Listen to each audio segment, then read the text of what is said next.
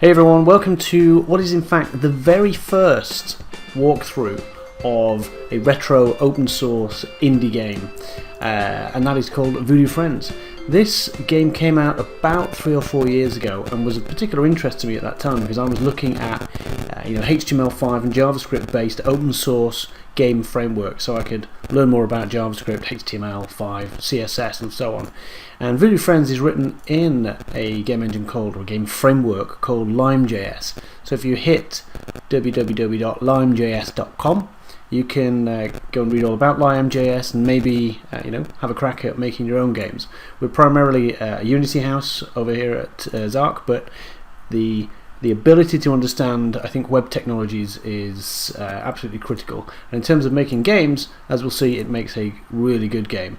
So the reason I'm hesitating clicking on the Voodoo Friends is once we start this website up, it makes there's lots of noise and lots of play. So Voodoo Friends is essentially about 3 characters called, what were they called? Newton, which is this little guy here, a big guy called Bacon, and a sort of thin, wiry martial arts type guy called Ghost. And each of those 3 characters has a different ability, which we'll see now. So let's crack on. So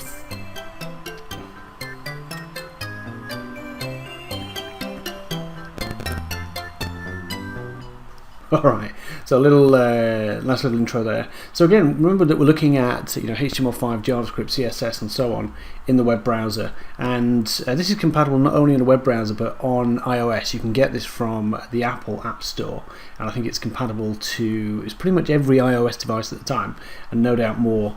The more modern devices, since this came out, I'm sure it will work on there too. So I'm going to stop talking. We'll try and get into this without too much music so you can actually hear what I'm saying. So let's continue and get into the game.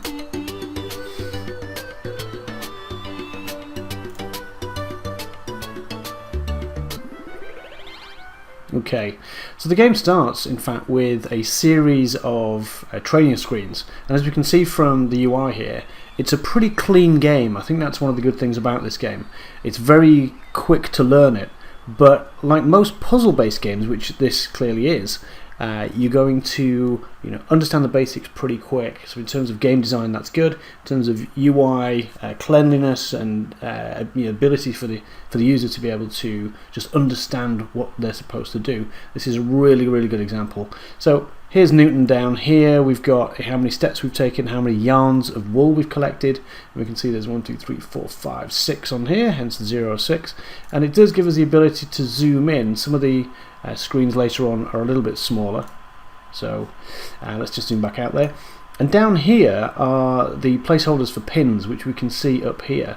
And a really good aspect to this game, thematically, is that obviously these are voodoo dolls, or this guy is, and we'll see Bacon and Ghost later. And they want to collect yarn, balls of wool, or balls of string, because obviously I guess that's what they're made of, right? Voodoo dolls. And as you can pin voodoo dolls, that's the idea of them, isn't it? To sort of put a cursor or flux on someone. Then here are some pins that they're going to interact with. So they pin themselves, and well, I guess it gives them sort of special powers. So let's get through a couple of the intro levels. So let's we have to click on the screen. So let's zip over here. I love the way he talks. Alright, so we get some helper text here, because obviously these are the starter screens. But let's collect that, let's race over here. We can see Newton's got some special abilities, and in fact all the characters do. So he can crawl under things. Ghost can fall onto spikes, or in fact walk, I think, across spikes. I think he can fall on them as well, and he doesn't get hurt. So in terms of it being a kind of puzzle game, it's good because you're going to have to use a combination of the characters. Later on, when we see more of the characters... Okay, so he's just been spiked, so I'm just going to stop talking so I don't kill the guy. So we've put him to the edge here. We're going to pin him with the umbrella and make him leap off here, because he can only actually fall 2 squares, so it would be the height of this and this. If he goes a third, he'd die. So let's bring him to the top here, grab that. He can't go across the spike, so we need to take him to the top. Let's grab that. So this would be 1, 2, you should be okay there. Yeah, okay, 2 steps. Let's grab that yarn. Pin him again and leap off, missing the spikes. Shoo. And I realise I think I've just messed up. Oh no, no, we've got an umbrella. Okay. Oop. What's it doing? Oh, okay, so it's interesting because it just said to me there, you can't do that. I think outside of the training screens it just lets you leap off to your death. Damn it, look, I've missed a ball over here. So what we're going to do, we're going to hit, what we've also got is these rewind buttons. So, down. Okay, that'll do. So let's just bring him back over here. That's an oversight. Can't talk and do it at the same time. Boom, get him up there. Alright, so we've got 2 stars up here. We're getting close. Pin him. Ah, damn it. I'm an idiot. Okay, jump. Oh, okay, that worked. Yeah, get up there, Newton. Grab that, pin yourself, leap down, and out the door. And that's the objective. We finish the level by going out the door. So good. Usual end of level feedback here. So again, in terms of nice design, what have we got? 83 steps, 6 of 6 yards of wool, the points of skill, etc. So it's all good. Could replay, could go back to the menu, but let's keep going. So, second training screen, we get an idea of the growing complexity of the game. We've got these little warning triangles here as well, which says this is soft ground. So Bacon's a big guy. We put him over there. Whoop, there he goes. Alrighty, so let's have a think about how we're going to do this. Obviously Bacon's got to go down there, so let's drop him down there. Oops. Let's see. Let's see what we're going to do here. Fly over there, he's alright. Let's see, take him in there. Get him there. Now, ooh, I'll tell you what we'll do. Yep. Okay, let's put Bacon here, so that'll be 1, 2 drops. We can throw him there. Just down there, and there, get up there. Send this guy over here.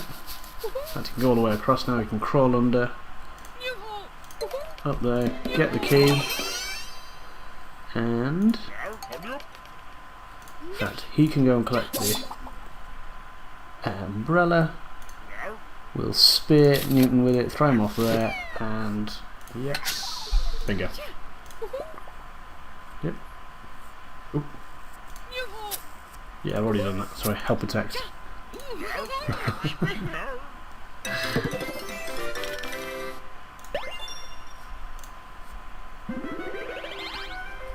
Okay, and this is the last character, Ghost. So what we're going to do is be introduced the idea that Ghost can step across these spikes.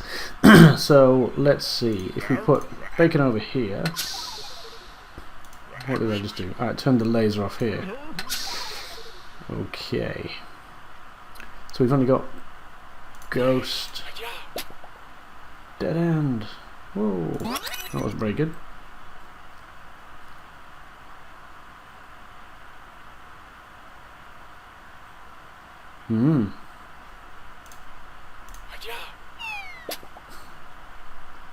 Okay, so there's the other skill, he can super fall. Forgot about that.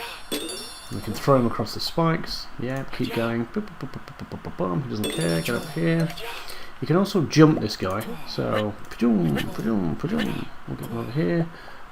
Let's pick that. So that is a drill. I think I've already shown you that, but not mentioned it. Apologies for that. So,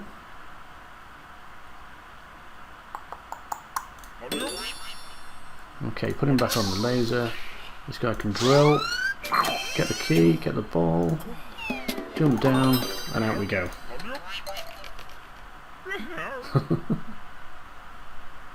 Oi, venga. Wow.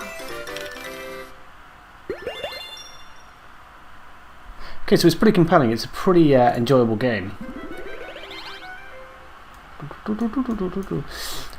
In that, you know, now we know how to play the game. We're, what are we, 3 levels in, and we already know. It's absolutely there's nothing more that's going to be mysterious to us about how this game plays. Now all we've got to do is work out how to complete the challenges. So we'll have to get Bacon down here, get him on there to get rid of that. He can go there, he can crawl under so he can get the key. We can send Bacon out. Whoop, come on. And send Newton in there. Whoop, there you go, boyo. Hamon jar.